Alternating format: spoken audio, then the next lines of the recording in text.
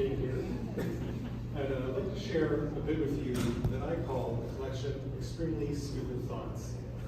These are thoughts that come to me against my will, and are, as you can imagine, extremely stupid. You guys ever seen the show Naked and Afraid? I could never be a part of that show because I am plain scared clothed. I don't need to be naked. But it doesn't matter how many layers I put on. I'm scared.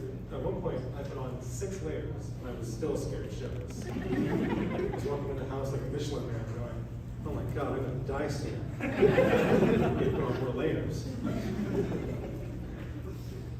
Sometimes restaurants will serve fish, and they serve fish with the head attached, which is always kind of disturbing.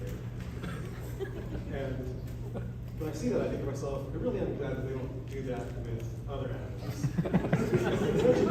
Imagine eating a hamburger, and there's a cow corpse right next to you. You're trying to enjoy your Shake Shack, and Clarabelle, the cow is going to need some serious sign. You enjoy that, buddy. Hope it was worth it. I'm a fan of it, it's fine. And I tell Clarabelle, yes, it is worth it. And if you keep looking at me like that, I'll be having a deal for dinner.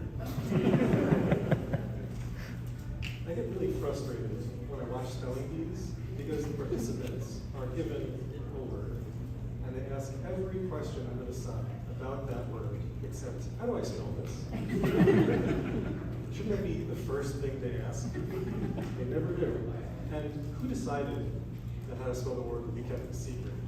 Who was it that decided these words here, don't tell anybody how to spell them no matter what? Because I'd like to meet that person and have a word with them, feel part of the product. The phrase, put your hands together, has never really made a whole lot of sense to me. Because what happens when you put your hands together? That's it. That's all the performer gets is one singular applaud. It seems kind of rude to me. So how can we fix it? I guess the announcer can teach the audience how to applaud. Ladies and gentlemen, put your hands together, and then apart, and then together, and then apart. The problem is, by the time you're done applauding, the show's already over. And then it's time to start applauding again. It seems like a problem for our best and brightest to solve. We give everything to our best and brightest, and that's all well and good. But what about our nation's worst and dumbest? Why don't we ever have anything for them to do? Like a jigsaw puzzle. I think that the first day of every month, we send our nation's worst and dumbest a jigsaw puzzle. When you see 2 people's initials carved in a heart on a tree, don't you want to know how it ended? They never really go back.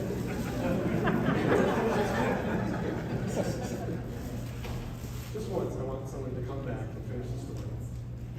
Although I suppose you'd need a pretty big tree to write the whole story up. Otherwise, the reader would have to walk round and around. Probably fun. I think the best place to write a good, long love story is the California Redwoods. If you guys ever want to go there and write your story for everyone to read the whole thing, that's the place to do it. I have 2 cats. Their names are Morgan and Watson. And you probably think, that sounds an awful lot like a law firm.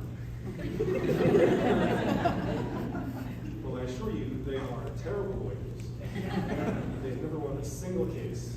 It is very embarrassing. We have to take a sign down and everything.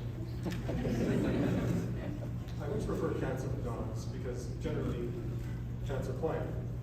You never wake up at 3 in the morning and go, honey, I gotta shut our neighbor's fucking cat up.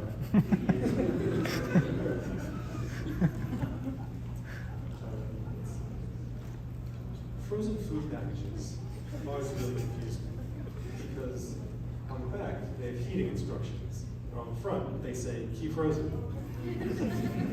Life is hard enough without some schmuck from Stoker's. First time I saw that, I didn't know what to do, so I compromised. I stuck it 3 times with a fork and I put it in the fridge.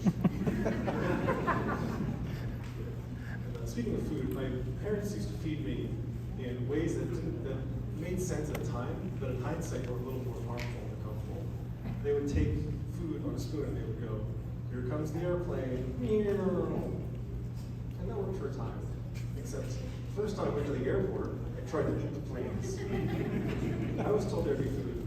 It's not my fault. But my mom did that trick on me for a while. Finally, last week, I said, Mom, enough is enough. Do something you never seen. An airplane with eyelashes along the windshield. Or an airplane with brass testicles underneath. Or an airplane with a bumper sticker that says, new pilot, please be patient. I'd like a bumper sticker that says, experienced pilot, experienced driver, please be patient. Just so people know that I'm not new, but I still want them to leave me the fuck alone. That's my time. I hope you guys enjoyed it.